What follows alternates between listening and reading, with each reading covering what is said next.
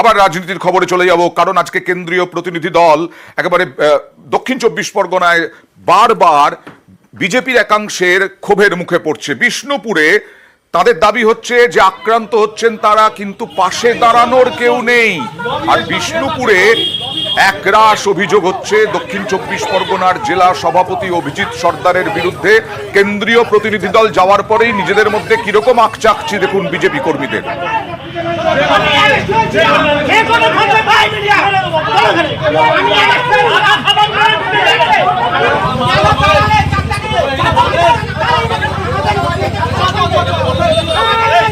আর যার বিরুদ্ধে ক্ষোভ অভিজিৎ সর্দার, তিনি কি বললেন দেখুন। আমাকে তো কি ইনফরমেশন দেয়নি যে কেন্দ্রীয় প্রতিনিধি আসবে। আমাদের সমস্যা তো আমাদেরই মেটাতে হবে। এবার কেন্দ্রীয় প্রতিনিধি দলের হাতে হয়তো সময় ছিল না, ওই জন্য ওরা চলে গেছেন, সেটা তারাই বুঝবেন। আমার কাছে ইনফরমেশন থাকলে আমি নিশ্চয়ই জিজ্ঞেস করতাম, আমাকে কেউ ফোনও করেনি। অভিজিৎ দাস, যিনি তৃণমূলের মাফ করবেন বিজেপির প্রার্থী হয়েছিলেন ডায়মন্ড হারবার থেকে, তিনি বললেন যে তার কাছে কোনো রকম খবর ছিল না। কথা বলবো অর্পণের সঙ্গে। অর্পণ, এই অভিজিৎ দাসের সঙ্গে অভিজিৎ সর্দারের সম্পর্কও কি সাপে নেউলে? তিনি বলছেন, অভিজিৎ দাস বলছেন তাকে কোনো রকম খবর দেওয়া হয়নি যে কেন্দ্রীয় প্রতিনিধি দল আসবে। কেন্দ্রীয় প্রতিনিধি দল কিন্তু বেশ কয়েকদিন ধরে ঘুরে বেড়াচ্ছেন গোটা রাজ্যে। একদমই অয়নদা, এটা যেমন একদম ঠিক যে তিনি জানতেন না, এবং তিনি ক্যামেরার সামনেও বললেন যে তিনি জানেন না। কার্যত আমরা সকালে যখন খবর নেওয়ার জন্য তাকে ফোন করি, যেহেতু তিনি ডায়মন্ড হারবারের প্রার্থী বিজেপির, তখনই তিনি জানান যে এ বিষয়ে তিনি কিছু জানেন না। এরপরেই যেটা দেখা গেল যে একের পর এক বিজেপি কর্মী সমর্থকরা তারা বিক্ষোভ দেখাতে শুরু করলেন। কারণ এই ভোট পরবর্তী অশান্তি দিকে দিকে যখন বিজেপি কর্মী সমর্থকরা তারা ঘর ছেড়েছেন, বিভিন্ন জায়গায় তারা আশ্রয় নিয়েছেন। আমতলারও একটি মঞ্জুশ্রী ভিলা আছে, সেখানে তারা আশ্রয় নিয়েছেন। তাদের বক্তব্য, যারা ঘর ছাড়া হয়েছেন তাদেরকে কেন্দ্রীয় নেতৃত্বের সামনে নিয়ে যাওয়া হয়নি। কাদেরকে নিয়ে যাওয়া হয়েছে? যারা ডায়মন্ড হারবারের একাধিক এলাকায় বিজেপি কর্মী রয়েছেন তাদেরকে সাজিয়ে নিয়ে যাওয়া হয়েছে। তারা ঘর ছাড়া হননি, কেন্দ্রীয় নেতৃত্ব আসছে এবং সেই কারণেই তাদেরকে সাজিয়ে নিয়ে আসা হয়েছে। এই অভিযোগ, পাল্টা অভিযোগের মাঝেই দেখা গেল যে পার্টি অফিসে তালা মেরে দেওয়া হলো। বিজেপি কর্মী সমর্থকরা তারা সেখানে গেলেন, যারা ঘর ছাড়া রয়েছেন তারা গিয়ে তালা মেরে দিলেন, এবং আর এক বিজেপি কর্মী সমর্থক তারা গিয়ে সেই তালা কাটলেন। স্বাভাবিকভাবেই ডায়মন্ড হারবার যে সাংগঠনিক জেলা রয়েছে তালা মেরে দিলেন যারা আক্রান্ত।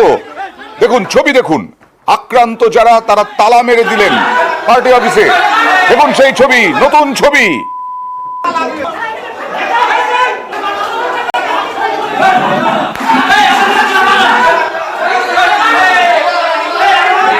এতক্ষণ ছিল পার্টি অফিসের বাইরে, এখন একেবারে পার্টি অফিসের ভেতরে।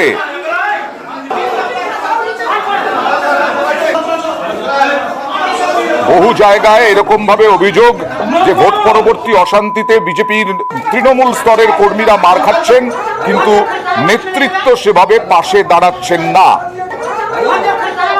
আর সেই অভিযোগে আক্রান্ত যারা তারা আজকে তালা মেরে দিলেন।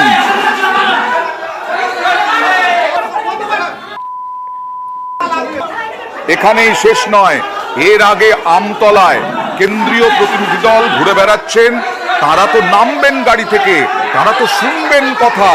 বিজেপি কর্মীদের কি অনুরোধ করছেন?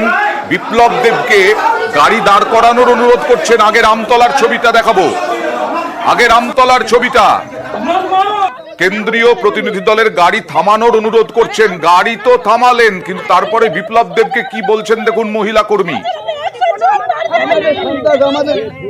আসুন, আপনি আসুন। হ্যাঁ, এখানেই তো সন্তান দাদা, জেলা সভাপতি কোঅপারেট করেনি।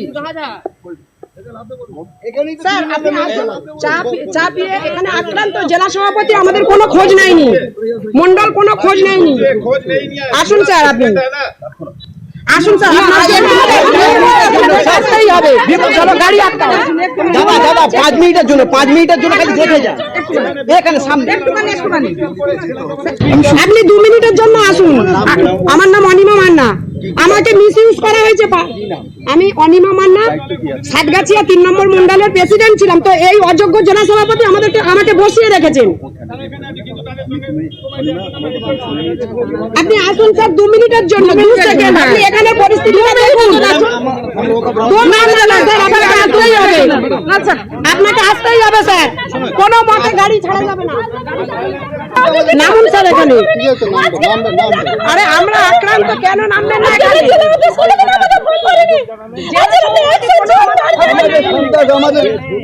আসুন আপনি আসুন। সরাসরি চলে যাব আবার অর্পণের কাছে। অর্পণ, একবার নামুন। আক্রান্ত আমরা, এখানে কেন্দ্রীয় প্রতিনিধি দল এসে তাহলে বিজেপি কর্মীদের লাভটা কি হলো?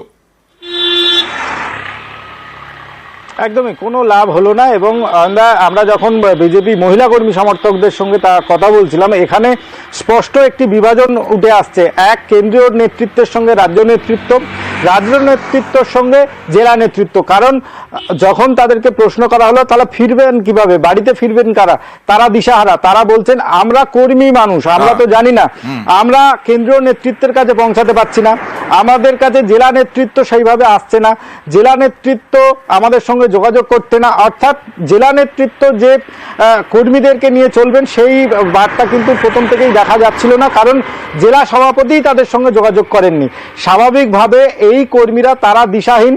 যেহেতু আমতলা থেকে বারুইপুরের রোড ধরে এই কেন্দ্রীয় প্রতিনিধি দলের কনভয় আসার কথা, তাই শুনেই তারা রাস্তার উপরে গেলেন। রাস্তা আটকে তারা সদস্যদের কাছে তারা আবেদন করলেন যে 2 মিনিটের জন্য হলেও তারা কি অবস্থায় রয়েছে সেটা দেখে যাক, কিন্তু কার্যত দেখে গেলেন না। দেখা যাক পরবর্তীতে কি হয়। তবে এই দলে ছিলেন অগ্নিমিত্রা পল, তিনি কি বললেন দেখুন। তিনি বললেন ভুল বোঝাবুঝি হয়েছে।